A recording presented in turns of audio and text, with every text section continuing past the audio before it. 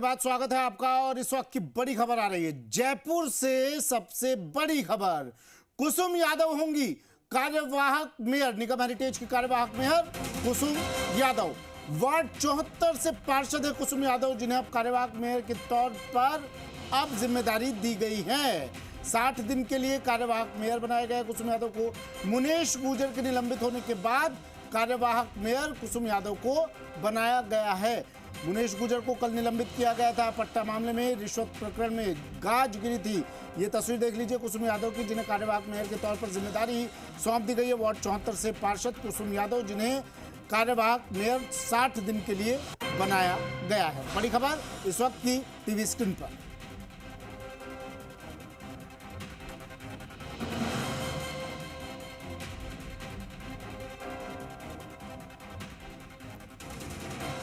कुसुम यादव को कार्यवाहक मेयर के तौर पर नवाजा गया है। 60 दिनों के लिए कुसुम यादव कार्यवाहक मेयर होंगी। और कल ही मेयर को, हेरिटेज मेयर को निलंबित किया गया था, निगम हेरिटेज मेयर को निलंबित किया गया था। जाबर सिंह खर्रा ने पहले इसके संकेत दे दिए थे। वार्ड 74 से पार्षद कुसुम यादव, जिन्हें कार्यवाहक मेयर के तौर पर अब ये कुर्सी दी गई है। दीपक मेरे सहयोगी हमारे साथ फोन लाइन पर जुड़ गए हैं। दीपक, कुसुम हमारे साथ सीधा जुड़ गए हैं। दीपक, कुसुम यादव कार्यवाहक मेयर, कुसुम यादव के नाम पर मुहर लगना कारण क्या?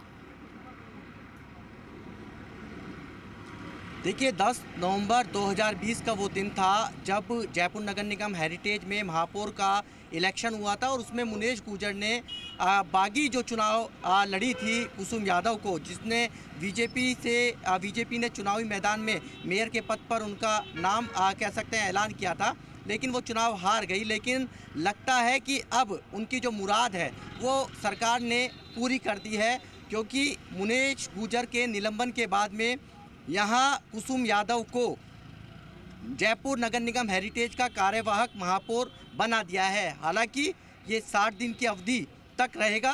सरकार चाहे तो इस कार्यकाल की अवधि को बढ़ा भी सकती है, क्योंकि नगर निगम ग्रेटर में जब इस तरह का पूरा प्रकरण हुआ था डॉक्टर सोम्या गुर्जर के मसले के पर, तो उस समय भी लगातार तत्कालीन अशोक गहलोत सरकार ने शील धाबाई के कार्यकाल को बढ़ाया था।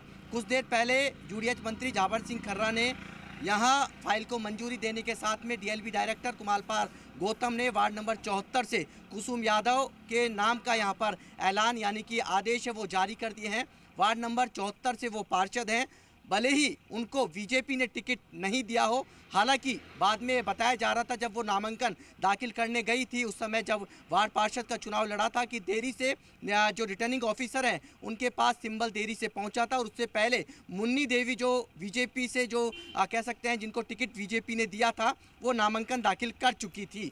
लेकिन फिर भी उन्होंने निर्दलीय के तौर पर अपनी चुनावी मैदान के अंदर ताल ठोकी और बीजेपी की कैंडिडेट मुन्नी देवी को यहाँ पर शिकस्त दी। उसके बाद में उनको पार्टी ने 6 साल के लिए निष्कासित भी यहाँ पर कर दिया। लेकिन उसके बाद में दिया कुमारी, जिस तरीके से बताया गया, और मोहनलाल गुप्ता जो कि महापौर भी रह चुके हैं जयपुर नगर निगम के और साथ में पूर्व विधायक भी रह चुके हैं, उनकी सिफारिश से उनको मेयर क्या प्रत्याशी है वो बनाया गया। 5 नवंबर का वो दिन था 2020 में, जब कुसुम यादव को मुनेश गुर्जर के सामने यहाँ पार्टी ने चुनावी मैदान के अंदर उतारा, यानी कि मेयर पद प्रत्याशी पर। लेकिन उसके बाद जब 10 नवंबर को इलेक्शन था, अलग अलग बाड़ाबंदी हो रखी थी, कांग्रेस ने मुनेश गुर्जर को यहाँ चुनावी मैदान में उतारा था मेयर के लिए। और जब चुनावी मैदान में उतारा तो हालांकि दोनों ही, यानी ना कांग्रेस ना बीजेपी, दोनों के पास पूर्ण बहुमत नहीं था, लेकिन कांग्रेस की सरकार थी, निर्दलीय पार्षदों की संख्या 11 थी, उसमें 2 बीजेपी और 9 कांग्रेस के साथ में थे। तो इस लिहाज से 9 जब कांग्रेस के साथ में लगे तो 56 का आंकड़ा हुआ और 56 के साथ में मुनेश गुर्जर की ताजपोशी जयपुर नगर निगम हेरिटेज के महापौर के पद पर हो गई। कुसुम यादव को पता चल गया था उस समय और वहाँ से वो लौट गई थी। लेकिन उसके बाद में जिस तरीके का 4 अगस्त 2023 को मुनेश गुर्जर के यहाँ एसीबी ने छापा मारा और उनकी जो कार्यशैली थी, क्योंकि निर्दलीय जो पार्षद थे जिस कमिटमेंट के साथ में वो उन्होंने मुनेश गुर्जर को महापौर यानी कि बनाया था, वो कमिटमेंट जब पूरा नहीं हो रहा था, ना तो चेयरमैनों की घोषणा हो रही थी, ना ही उनके वार्डों के अंदर विकास कार्य हो रहे थे, तो उनकी नाराजगी भी उनको झेलनी पड़ी थी। हुआ ये भी कि मुनेश गुर्जर के साथ में जब 4 अगस्त 2023 को जब एसीबी ने छापा मारा, तो उनके पति सुशील गुर्जर साथ में 2 दलाल नारायण और अनिल दुबे को 2 लाख रुपए की रिश्वत लेते हुए गिरफ्तार किया था। उसके बाद से हालांकि 5 अगस्त 2023 को मुनेश गुर्जर को अशोक गहलोत सरकार ने निलंबित कर दिया। कोर्ट का उन्होंने दरवाज़ा खटखटाया और जो निलंबन किया उसको चैलेंज किया। फिर वो कुर्सी पर बैठी। फिर 22 सितंबर 2023 का वो दिन था।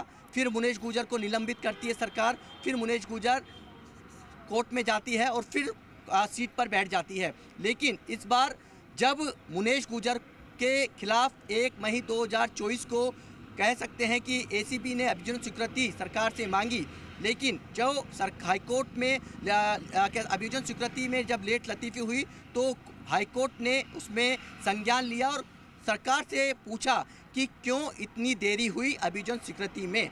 सरकार ने अभियोजन स्वीकृति जब देने का जवाब देने से पहले मुनेश गुर्जर के खिलाफ 6 तारीख को यानी कि 6 तारीख को यहाँ पर अभियोजन स्वीकृति जारी कर दी। यानी कि मुनेश गुर्जर की यानी कि कुर्सी पर जो संकट के जो बादल थे वो ज़्यादा गहराने लगे और उसके बाद काउंटडाउन शुरू हुआ मुनेश गुर्जर को निलंबन का।